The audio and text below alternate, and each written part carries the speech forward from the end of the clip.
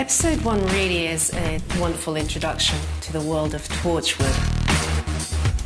You kind of see us mid-flow. You're dead. There's a real dynamic within the team. Just concentrate. It's the first introduction of our main creature. It's an introduction to Torchwood through the eyes of Gwen. Gwen comes into this world and discovers that the most dangerous thing about Torchwood is Torchwood.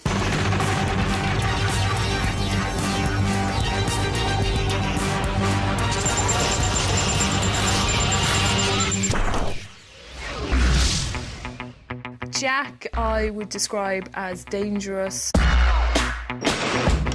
sexy, dark, enigmatic. He reeks with confidence. That is so Welsh. He's got a story, he's got a history, he's got a mystery. I can't die. And that's what sort of makes him magnetic.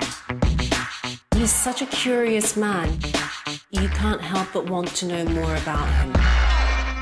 Captain Jack has settled down on planet Earth to help save the planet from turmoil and destruction that is going to happen very soon. The 21st century is when it all changes, and you gotta be ready. There's a man who clearly talks as though he's not from this planet. Contraceptives in the rain.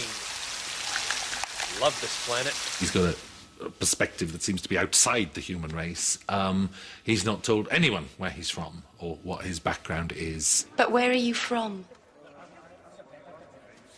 All sorts of places. The thing about Captain Jack in episode 1 is we learn a lot about him, but we also learn there's a lot more to find out about him. I can't die, Okay. but I can't. How does it affect a character if they can't die? Is that a great, glorious, exciting, wonderful thing? Or is it a terrible curse as well? And the loneliness of that, and what does it mean? Tosh, finish that calibration tomorrow morning. Jack is the leader. He's a born leader. He's sort of not close in particular to anyone in his team. He's very good. He's one of those enigmatic people. He's very friendly, loves his team, is passionate about them, will defend them with his life, but always gives very little away about himself.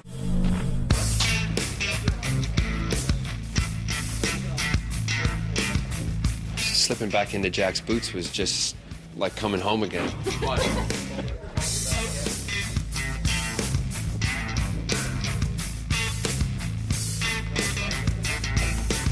454, take one, camera. Action. Camera. The start of a series is always really terrifying, and in some ways you always want to film your episode 1 as late in the run as you can, though it often, for schedule reasons, it's not possible. What we did do is we filmed in blocks of 2 episodes, and so we filmed a lot of episode 2 before we then went back and shot episode 1, because you want a bit of time for the team to, you know, get to know each other, to start to feel what the show is. So that worked very well. Okay, rehearsal, here we go, watching, and action!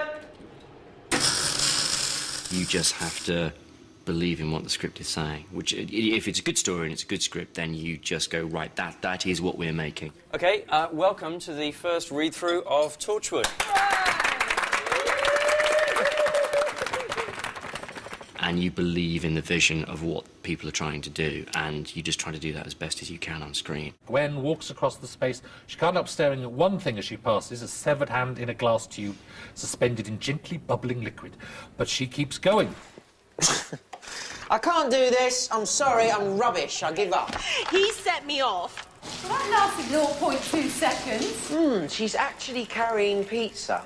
Choosing the right director, getting the cast right, all those kind of things is propped up and becomes easier when everybody in every department is going, isn't this script amazing? Isn't this idea amazing? It's an urban tone. It is gritty. It's gritty without being grimy, I hope. It's got those modern thriller genre-type moments in it of streets at night, alleyways, car parks, rain, the city, that sort of stuff, with our helicopter shots as well, giving it a certain amount of glamour. The point about Torchwood is that it's the real world in which fantastic things happen. You want to come see?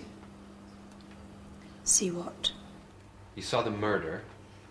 Come and see the murderer.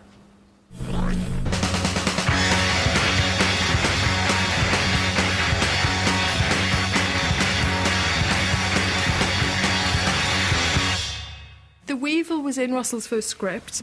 We knew quite early on that we wanted it to be a prosthetic monster rather than a CGI monster. Did you join?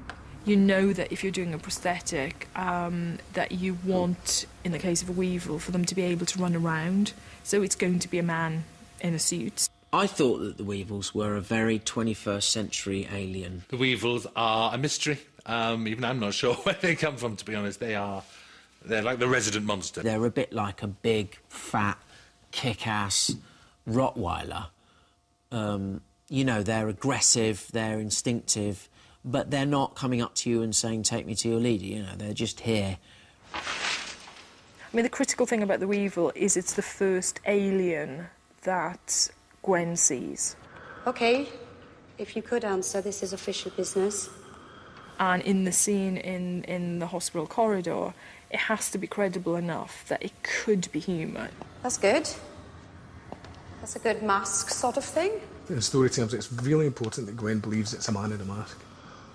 Without that whole scene would die. We've pulled that off, I think. It's the bridge from her normal life into her extraordinary life. I was in shock for about 20 minutes after I saw it the first time. Weevils remind me of somebody's granny. You know, with a little bit of a hump, and the face, and the teeth. That's a weevil. Action.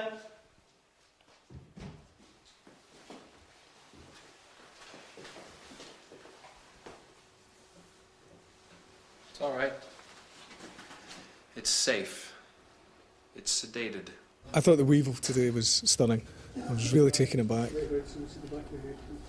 Paul, who's inside the weevil suit at the moment, has really kind of captured the movement, and that was without any kind of genuine steer from us. I think he's a dancer by training, because under all that prosthetic he can't get any facial expression. He has to then compensate for that by using his body more.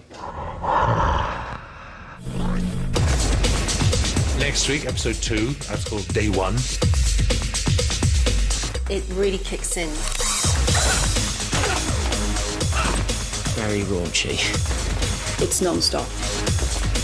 It's a big story, throws Gwen right into the action. Alien on the loose, death and disaster, and we see how Gwen finds her feet.